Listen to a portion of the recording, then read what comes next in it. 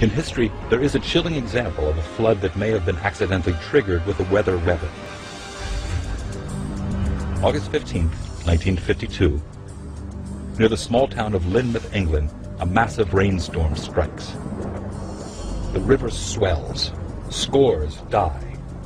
It's estimated that 250 times as much rain fell in a period of 24 hours as normally fell in the entire month. The East Lynn and West Lynn rivers flood their banks.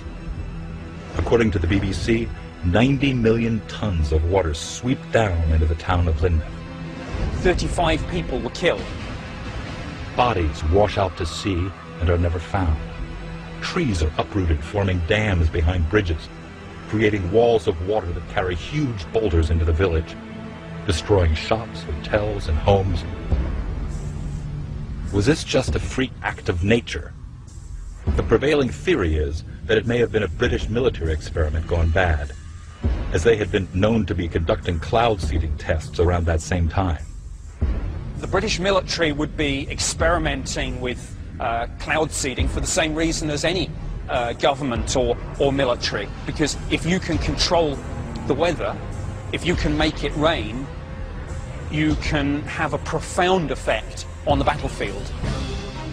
Allegedly, early on the morning of August 15, 1952, some witnesses had reported seeing Royal Air Force jets flying in the area, at times disappearing from sight high above the cloud bank. Were they on a routine training mission? Or, as some people speculate, were they dumping payloads of silver iodide into the clouds? Silver iodide is one of the most common chemicals used for cloud seeding. It forces the tiny ice crystals that make up the cloud to fuse together. Once enough tiny ice crystals fuse together, they become heavy and fall to the earth in the form of rain.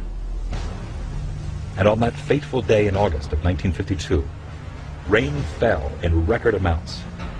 Did the Royal Air Force embark on daring cloud seeding experiments without the public's knowledge?